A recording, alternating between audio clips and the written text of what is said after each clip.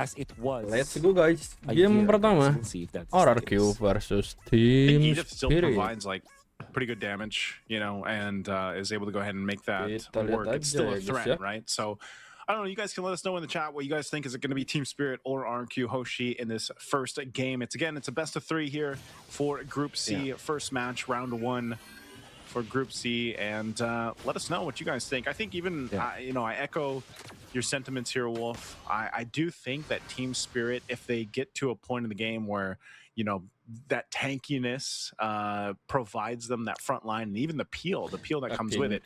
They have enough burst damage between Sunset Lover taking the feathered airstrike majority of the times. Hell, he might even take a kick, right? He could take the Way of the Dragon if he wanted to from Edok, and make use of that too. And like you said, they just play into a scaling up Mozkov. So I think for Rrq Hoshi, it's more so on getting this early game under control, mid-game hopefully too, and they can play into their power spike with this lineup. What Rrq Hoshi is banking on is their early game. That's why they have this Chofas and the Farsa in the mid lane, which clears the wave so fast, as you've seen, that will result to them rotating faster as well, the other lanes. Lapu-Lapu versus Edith. I really don't know how good Edith is when it comes to laning stage, but I do know that Lapu-Lapu is very strong. There wasn't any nerf that's considerable for this Lapu-Lapu. And if there is an outside interference, though, that could be different, because now the Lapu-Lapu is getting harassed by one shot. I was gonna say, does the Lapu-Lapu need like a major nerf? I feel like he's just been so good lately, and to the point where, like, not only are you also pretty durable and you can tank up a lot of damage, but you can do a hell of a lot of damage as a Lapu-Lapu. I'm not sure of too many fighters. Oh, actually, Dyron, look at him go. This is exactly what I was talking about. He is going to die, though. First blood going over to the one shot. And I just think he was getting space for them to go ahead and secure this turtle. That seemed to be the call, but it's Team Spirit to push Rrq off the turtle after the first blood kill, so one shot's going to be able to grab the turtle on top of it. Not sure what the play was there for Rrq Hoshi, but not what they wanted. That was a very bad engage for Rrq Hoshi. I think they're planning to utilize the Lapu-Lapu ultimate with the Farsa. However, the Farsa ultimate wasn't on point. On point in a way that the members of Team Spirit were able to get away. And to be fair, I think they needed more damage in there, because we already know that is a backshot. That's an Edith and a Gatatkacha. 3 heroes that are very, very tanky. And on top of that, they're Survitalized. Team Spirit were able to top up themselves again. And this time, Kid Bomba, he's still alive. Primal Wrath already going to be used. Dyron taking a brunt of the damage. We'll see if he's able to. He can't survive because the AOG landing right on his head. Dyron now 0-2. Just when you thought you potentially had a kill, man, it's that Primal Wrath comes in clutch. But Hiko, he's actually going to be okay. He survives, but a whole lot of gold going over here to Toy, at least off that turret. Oh, another bad engage for Dyron. I understand why they went for it.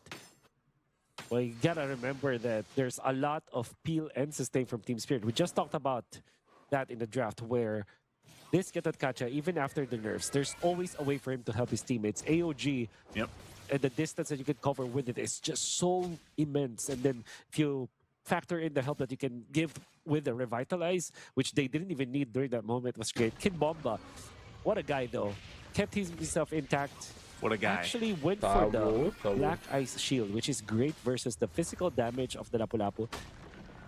Typically, you would want to rush the Thunderbolt, but I think he went for a different approach here so that he's going to be able to tank the initial burst from the Lapu-Lapu, which is, I think it's pretty neat for Kid Bomba to itemize this way. Yeah, and he goes Dom Ice. He rushes that Dom Ice. Just a team player, basically. This Kid Bomba with this Edith, they're going to go ahead and blitz this turtle, quickly doing work with that Primal Wrath. And it's going to be up to Rrq Hoshi to kind of make a play somewhere. They don't want this to continue on at this pace, because they will get to a point where, once again, this lineup of Team Spirit will just kind of survive through the burst damage that Rrq Hoshi does have right now, until later on they can transition into hoping that, you know, Toy gets the items that he needs, and the Harith is able to make something work. There's the kick, though. Feathered airstrike on both sides happening here. Yeah, Sawo won't be able to Sawo, survive Sawo. that burst, even with the Revitalize. So a good play from Rrq Hoshi to make something happen in the mid lane. Yeah. Throwing everything, but the Oh. kitchen sink, they might not have Oh. enough for... Okay, Edok. Oh, Edok was so, yeah. Edok goes Well for it. done. I guess he Edoknya wanted to at least take out tumbang ya, Hiko. guys, ya. That was a flicker burn, though, too, from Rins. Was that worth it, Wolf? Oh, I think a kill on the Moscow will always be worth it for a life and maybe a flicker. Especially because the turtle will spawn in 60 seconds anyway, so yeah, you can have plenty of time to recover. So finally, Rrq Hoshi are able to find good exchanges. Although they have utilized so many ultimates just to take out Sawa in the mid lane, it's worth it in a way that you give a kill or assist to Toy.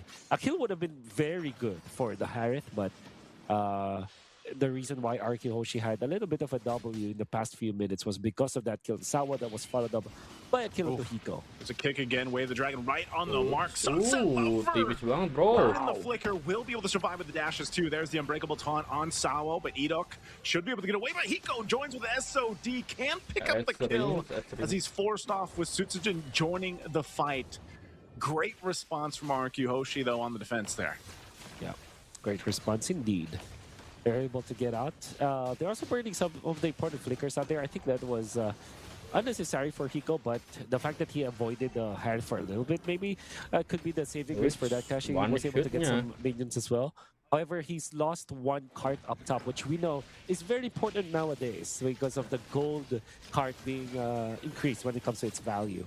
Okay, fight for the turtle. Breaking out here. Feathered airstrike drop down on Sawo. Sawo popping the Revitalize. They'll toss in the air Dyron as he falls again. They're going to trade it right now for Sawo to fall down. Now one shot under half health. He's riding around. Kid Bomba able to find a 2 on the knockup. Throwing rings into the air as a kill is picked up. 2 down for Rrq Hoshi. The 1 for 2 trade with the turtle is going to go in the hands of Team Spirit. A hard-fought battle for that last turtle. Kid Bomba making the waves again. Explosive plays coming out of Kid Bomba, but there is another play. Hiko does not have the flicker this time and will go down. You gotta have to look at this Moskov now and think like should be a little bit careful now. Oh, big play once again. Toy going under the Island Force, trying to get Sunset Lever. Won't happen. Feathered airstrike gonna be dropped down. And it's Sawo that falls. Once again, Rrq Hoshi fighting for what they can. They'll get a couple kills in the last couple minutes. And they're going to put themselves in a pretty decent position. Again, even if they lose some of those objectives, this next lore, the first lore that does come up, it's almost, you know, it's going to come down to the execution on both sides because gold-wise and economy-wise, they're pretty much even. And it's been a good job from Rrq Hoshi kind of scrapping up what they could off of a little bit of a rough early game. In terms of execution, Team Spirit has to kind of correct something here because I feel like everybody's looking really good. Sunset Lover, Sawo, One Shot, and Kid Bomba, they're looking great. Kid Bomba was phenomenal. But Hiko, the amount of space that he's given, you would assume that he has a lot of gold already, but he's died twice already in this game. And is actually trailing behind just a little bit against this Harith. So I think that it's not something that they have to really fix right now, the way that Hiko plays, because Team Spirit, eventually, they will run out of steam when it comes to their core lineup. This Moskov needs to be doing the heavy lifting later on, and if he cannot farm fast enough, he can be run over by this. Hisuchino picks up the Sky Piercer. Bomba. A Sky Piercer for Yisun Shin. They're confident, man. I would say that's confident on how the team fights have been going. They want to build the snacks up here. Little snack stacks. Now Edok in trouble. Goes down to one shot. We're going to force the fight anyways. I'm going to force drop down too.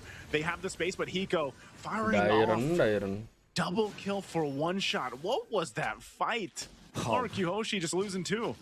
I don't know if it was by design, if Team Spirit actually went for that play, but that was beautiful. They utilized their tanky heroes, One Shot as well as Kid Bomba, as a bait. And there was a hero for Team Spirit that almost died. Even Hiko was looking like he was under duress, but then the AOG comes in at the perfect timing with the Revitalize on top. Rrq Hoshi have Edok and Dyron already very well committed to the team fight. They got baited. And because of that, two of their members were taken out. Sutsujin, you gotta make this Sky Piercer work because I think they were not in a position at all to pick up that Sky Piercer. Yeah, very interesting. Oh, SOD dropped out. TS just wants to hold down to the mid lane. They're going to force a fight anyway. And AOG won't be able to catch anyone from Sawo. Rrq Hoshi had enough space, so looked like a Avenged potential lover. fight. Doesn't break out. Team Spirit, though, they'll go ahead and just recalibrate with the kick again. Coming through, and it's right on target as Hiko falls down. You were just mentioning this. One of the things that TS might have to fix is Hiko's positioning. Now Sawo once again in the mid lane. They're going to go ahead and force the fight again. Revitalize going to be dropped down. Sunset Lover holding on to his own way. The Dragon, but he has no space to work with to get a kick off himself. A Feathered Airstrike dropped down to Sawo. A little bit of health. He'll get out. The Lord, though, is still working its way up to that tier 2 turret. I'm not sure if TS is going to be able to get much off of this. They do want to join this side of the map, though. They at least get that charge in, potentially get the tier 2, but this is a flying cloud map, so yeah, the reinforcements come quick, but the turret will go down. I see the difference for Team Spirit when they don't have Hiko. There's no one to kind of finish off the kills. Yep. But my oh my, the 4 members of Team Spirit are looking good. Oh no! Mention Hiko, man, and he dies again. God. Double kill for Sutsujin. He's making the Skypiercer work now. 2 stacks there for him. Sawo and Hiko, man. It's gotta give it up to Edok. His target acquisition on these kicks have been phenomenal. Yeah.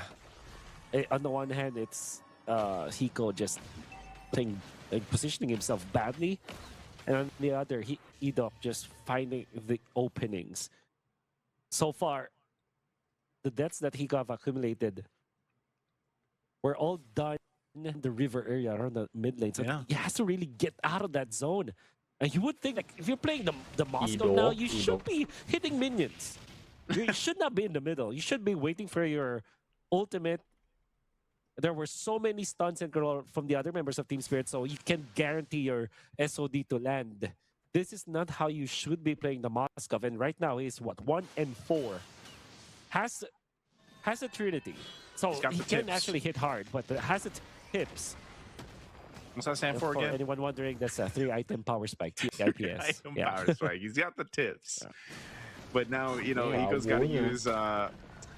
He's got to use his positioning in his favor, though, Wolf. I mean, for the most part, like, I get it. You know, you're on this Moskov. If you have the flicker, that's one thing. But if it's down, there's a lot of kind of awareness that he needs dealing with Edok's Cho. And like I said, that's been a big part where his positioning needs to be what they have to kind of fix here. This Lord is up.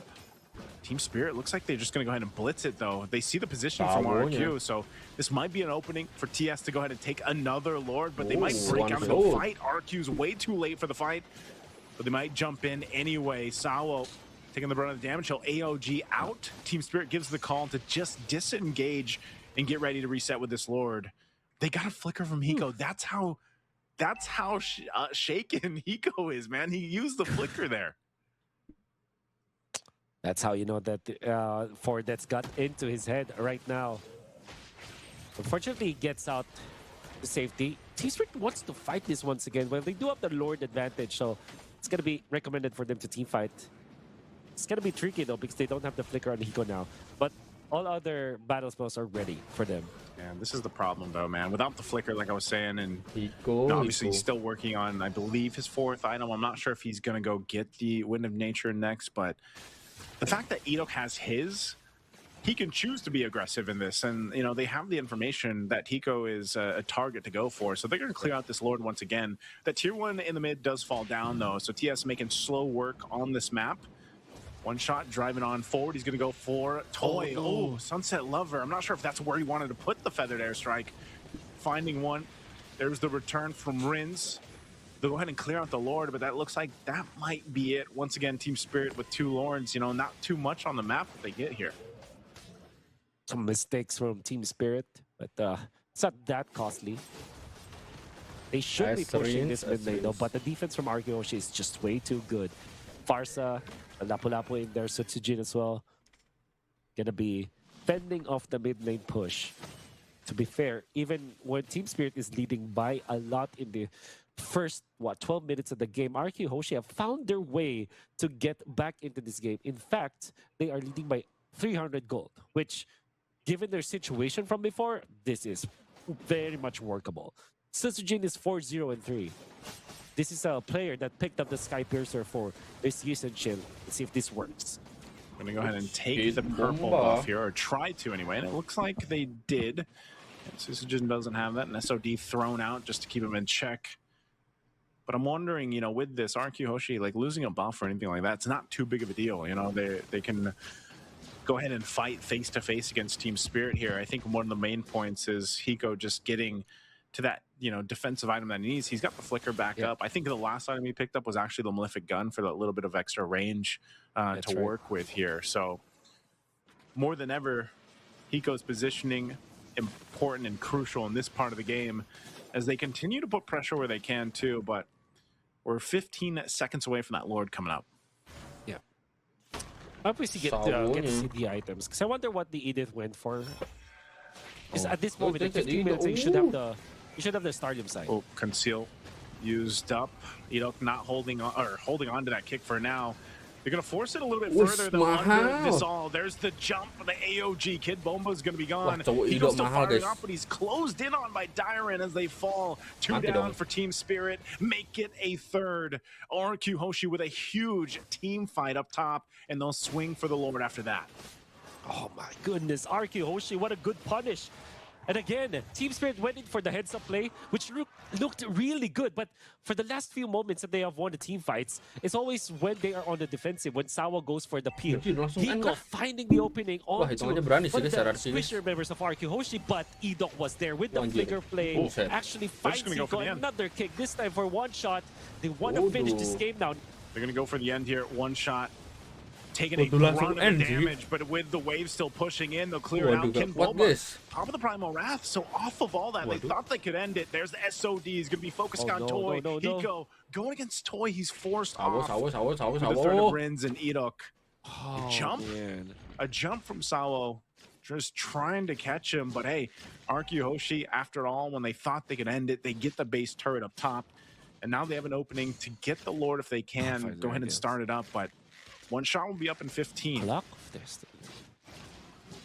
Wow. Clock of Destiny for Kid Bomba.